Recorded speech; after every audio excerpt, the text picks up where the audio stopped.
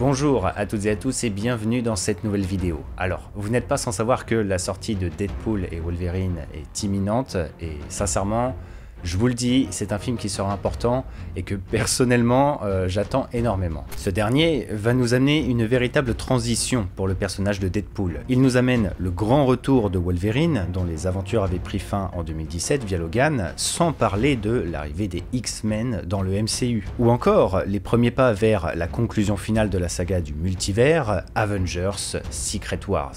Je vous propose donc aujourd'hui que l'on parle de ce fameux projet, histoire de comprendre de quoi cela va parler, qu'est-ce que cela implique, quelle est la démarche par rapport à l'univers de la Fox et les X-Men. Bref, tout ce que va composer en gros Deadpool et Wolverine, histoire de bien profiter du film une fois qu'il va sortir. Et j'ai d'ailleurs une belle annonce à vous faire à la fin de la vidéo. Et petite précision, mais même si cette vidéo est destinée à des gens qui ont envie de comprendre un peu plus l'univers Marvel et donc ce fameux film Deadpool et Wolverine, je vais quand même devoir utiliser un petit peu les deux trailers qui nous ont été proposés pour vous en parler. Sur ce, n'oubliez pas de vous abonner car bien entendu après sa sortie, nous allons faire plein de belles vidéos sur Deadpool et Wolverine qui sera un film très important pour le futur de Marvel. Donc voilà, en attendant, si vous êtes prêts, eh bien allez, on y va. Tout d'abord, le contexte. C'est quoi ce film Deadpool et Wolverine? Eh bien, il s'agit de la 34e aventure proposée sur grand écran du Marvel Cinematic Universe. Et c'est déjà là une information très importante, car cela annonce l'arrivée de Deadpool au sein du vaste monde des films Avengers. Comme vous le savez certainement, Disney, qui possède Marvel Studios, a racheté en 2019 20th Century Fox, le studio qui, depuis l'an 2000, nous a proposé un univers complet de films sur les X-Men. Et au sein de cette saga, nous avons eu les deux premiers films Deadpool. L'intérêt donc de ce Deadpool 3, si on peut le qualifier ainsi, est en premier lieu de nous proposer une suite, et en particulier une histoire reliant à la fois l'univers X-Men de la Fox et l'univers Disney du MCU.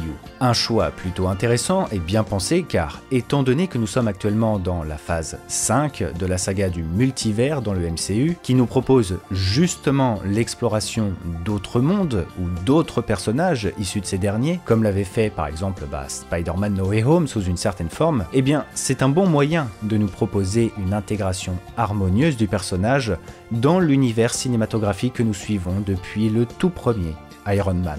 Et justement, il faut que l'on s'attarde dessus, cette question d'intégration est justement ce qui rend ce film si singulier. Depuis le rachat, Disney convoite d'intégrer de manière cohérente les X-Men au sein du MCU. C'est notamment pourquoi nous avons eu petit à petit la présence de personnages liés aux mutants au sein de certaines séries ou certains films. Comme le qualifie Kevin Feige, le président de Marvel Studios, Deadpool et Wolverine, c'est le premier pas, la première porte ouverte aux X-Men dans le MCU. Deadpool, en tant que grand personnage de l'univers de la Fox, symbolise ici l'héritage de ce dernier.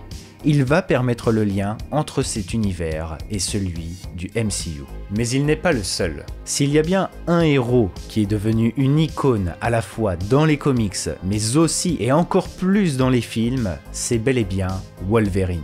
C'est le personnage emblématique de la saga X-Men, celui qui nous a même proposé une trilogie à son nom, et dont l'épopée s'est conclue en 2017 avec le mythique film Logan.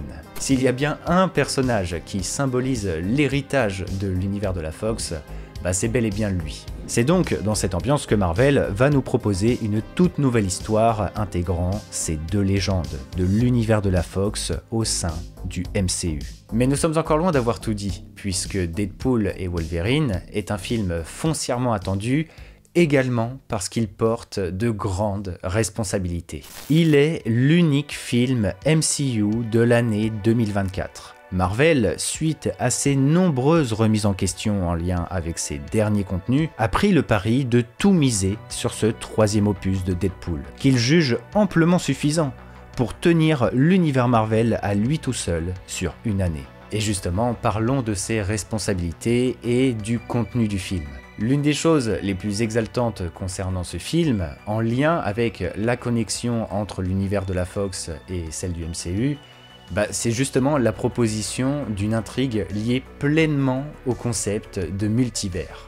Depuis la fin d'Avengers Endgame, nous sommes dans une saga qui souhaite exploiter le concept d'univers alternatif, et donc les nombreux concepts, thématiques et autres problèmes qui vont avec. Et au vu de la massivité d'un tel sujet, depuis 2020, c'est au compte-gouttes que Marvel nous instaure au fur et à mesure des éléments liés au multivers. Plusieurs Spider-Man dans No Way Home, un autre univers avec d'autres héros dans Doctor Strange, la menace des incursions, la création de branches alternatives, Kang le Conquérant, et j'en passe et des meilleurs. Deadpool et Wolverine est un film qui a l'ambition de plonger à fond dans tout ce délire, et donc nous amener plusieurs nouveaux teasings en lien avec le multivers. Et tout ça, cela ne vient pas de nulle part, on le doit avant tout à l'intégration du contenu de la série Loki dans le film.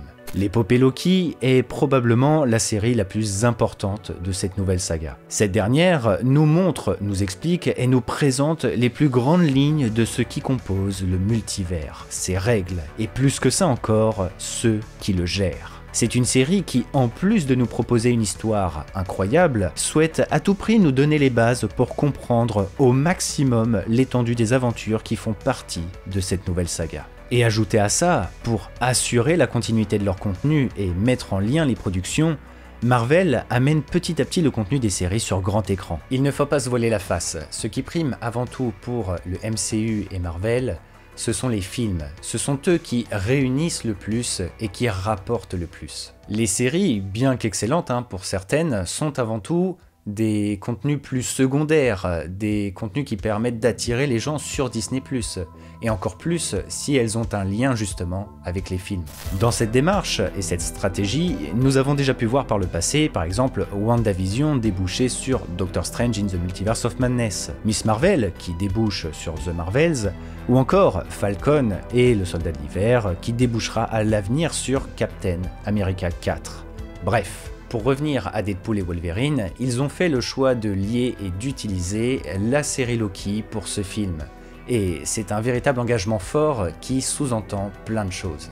Déjà, cela amène le contenu de cette série sur grand écran, et donc toucher le large public des films au cinéma. Par ce biais, c'est donc une nouvelle introduction et utilisation de plusieurs concepts et d'enjeux qui sont présents au sein de la série Loki. Je parle bien évidemment du concept de variants, soit des mêmes personnages issus d'univers différents. Je parle bien évidemment de la TVA, les modérateurs du multivers chargés désormais de le protéger. Je parle bien évidemment du néant à la fin des temps, un lieu unique en son genre où se retrouvent des entités ou des objets hors du temps, hors chronologie. Et tout ça, ce n'est qu'une partie du global.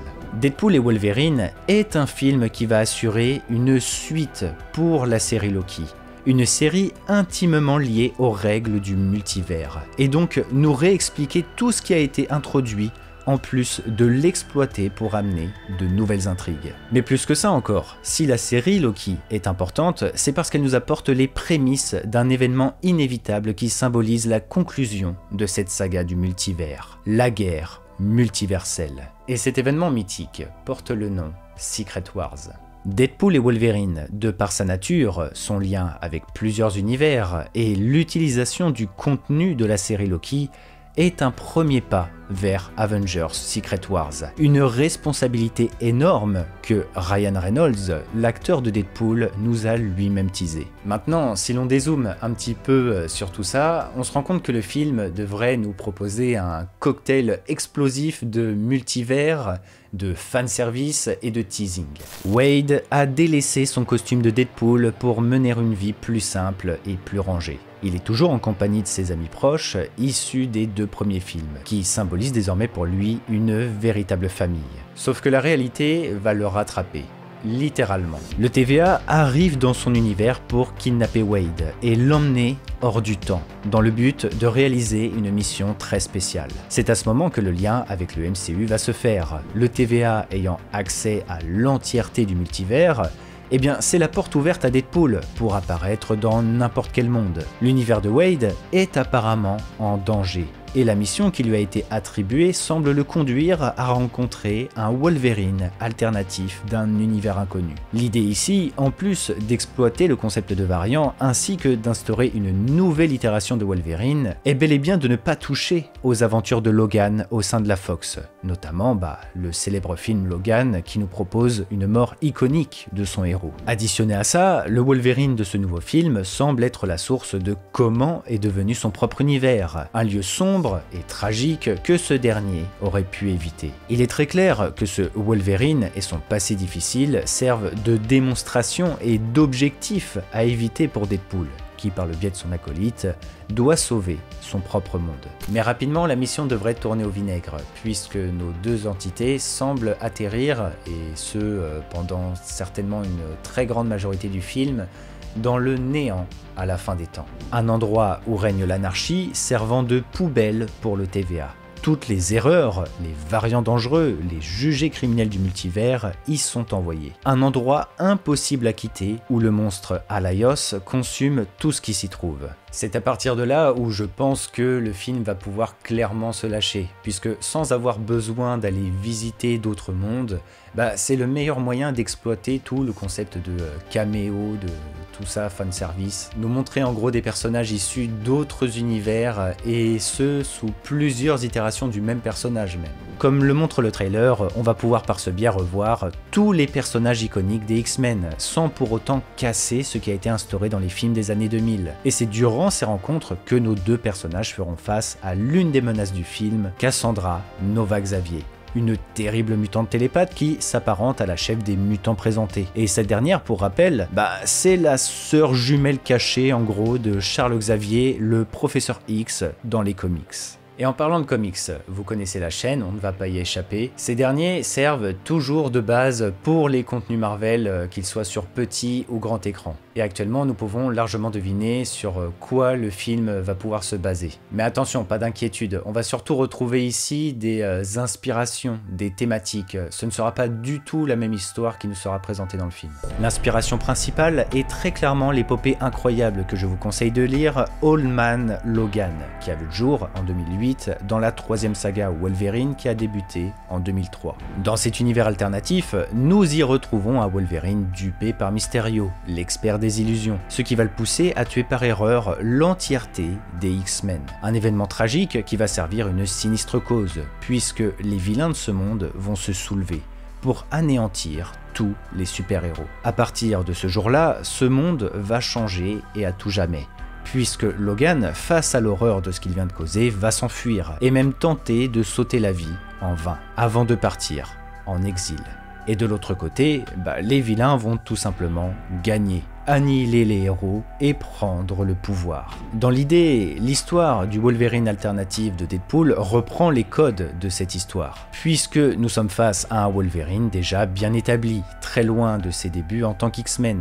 Il est dans un monde dévasté, il est haï des gens, et le TVA omniscient nous explique qu'il a laissé tomber son univers, soulignant qu'il fait partie de la cause. Mais cela ne s'arrête pas là, puisque dans les comics, des années après cet événement, Old Man Logan, désormais bien âgé, va se faire approcher par Hawkeye, unique survivant des héros désormais âgés et aveugles, afin d'effectuer une livraison à l'autre bout du pays. Les deux personnages vont alors effectuer un véritable road trip en voiture au travers des États-Unis qui ont totalement changé. Deadpool et Logan vont clairement amorcer un véritable voyage au sein du néant, un endroit constitué de ruines, très désertique, s'apparentant clairement aux vestiges des États-Unis de Old Man Logan. Même le squelette de Ant-Man est utilisé en référence. États-Unis qui sont d'ailleurs segmentés en plusieurs secteurs, tous dirigés par un puissant leader du crime.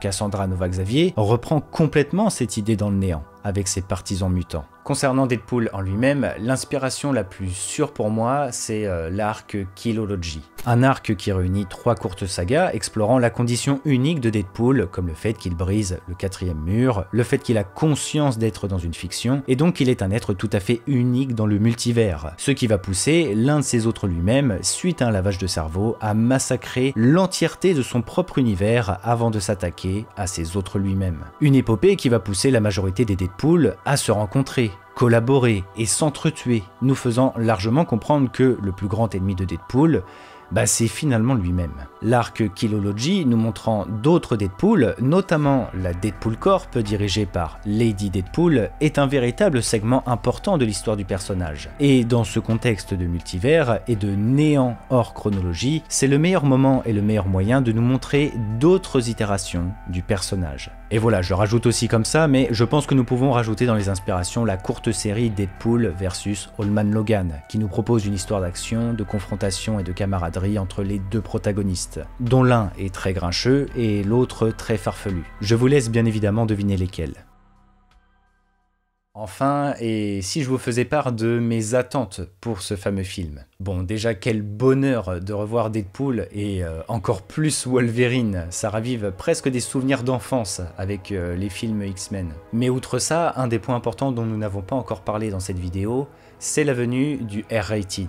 R-Rated, c'est un symbole qui permet de classifier les films en fonction de leur contenu, un peu comme les PEGI sur les jeux vidéo. Et Deadpool 3 est attendu pour être un film jugé R-Rated, c'est-à-dire un film déconseillé pour les moins de 17 ans. Et c'est une véritable première pour le MCU, qui depuis toujours nous propose des contenus qui sont jugés pour la plupart du temps tout public. C'est quelque chose que je souhaite souligner car malgré l'intégration de Deadpool dans le MCU, il souhaite complètement garder l'authenticité du personnage. Et c'est pareil pour Wolverine. Deadpool est un héros trash, Wolverine est ultra violent et c'était déjà le cas dans les comics.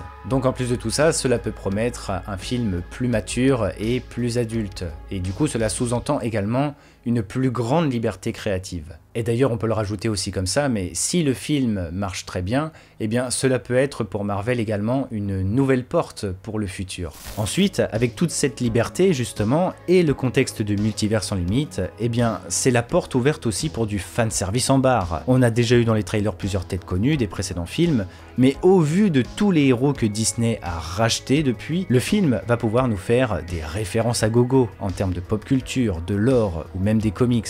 Et ça, j'avoue, on ne doit pas trop miser sur le fanservice normalement, mais là ça me fait un petit peu l'effet d'un paquet cadeau avec plein de surprises dedans. Et pour finir, moi ce que j'attends surtout, c'est quand même l'exploitation du lore du MCU et donc du multivers. Le néant est là, le TVA est en jeu, on nous parle d'univers potentiellement détruits. J'attends vraiment à ce que le film plonge dans tout ça et nous tease et nous amène des concepts qui vont impacter le futur du MCU. Là, au vu de la possible importance de Deadpool en lui-même, ou même de Wolverine, cela peut annoncer le concept d'être Nexus par exemple. Des êtres si impactants dans leur univers qu'ils influencent les probabilités futures de ces derniers, on en avait déjà parlé à l'époque. Mais ce n'est qu'un exemple, je dis ça juste dans le sens où j'ai vraiment envie qu'ils nous amènent des concepts et qu'ils exploitent à fond le multivers. Peut-être pourquoi pas le retour des incursions pour annoncer un petit peu Avengers Secret Wars, peut-être pourquoi pas un teasing lié à Kang, peut-être. Et surtout, le fait que tout ça se soit lié à Deadpool et Wolverine qui incarnent deux personnages iconiques de Marvel, alors qu'ils ne sont pas encore dans le MCU, je trouve ça juste incroyable. Et c'est pourquoi j'attends aussi la présence d'autres Deadpool et d'autres Wolverine, pour bien exploiter justement les personnages et nous les montrer sous différentes formes. Et voilà, la vidéo arrive à son terme. À vous de me dire en commentaire vos attentes, vos théories, je suis très curieux de voir tout ça. Et surtout, j'espère que cette vidéo aura permis à certains d'y voir un peu plus clair concernant Deadpool et Wolverine. En vrai, j'ai trop hâte, mais vraiment, ça va être un très bel hommage, je pense, aux X-Men. Et ça va nous amener quand même pas mal de dingueries pour le futur du MCU. C'est vraiment un film transition, là. Enfin bon, n'oubliez pas le petit pouce bleu et à vous abonner, puisque quand on va se revoir, nous allons faire l'après-film. On va traiter de l'après Deadpool et Wolverine et parler du film en lui-même. Enfin, non, ce ne sera pas tout à fait la prochaine vidéo, puisque je vous avais dit au début que j'avais une belle annonce à vous faire. Pour la veille du film, si j'arrive à être dans les temps, je vous propose que l'on se réunisse pour comprendre pourquoi Wolverine est si unique. Je vous donne donc rendez-vous la semaine prochaine. Allez les amis, c'était Targorock, ciao tout le monde.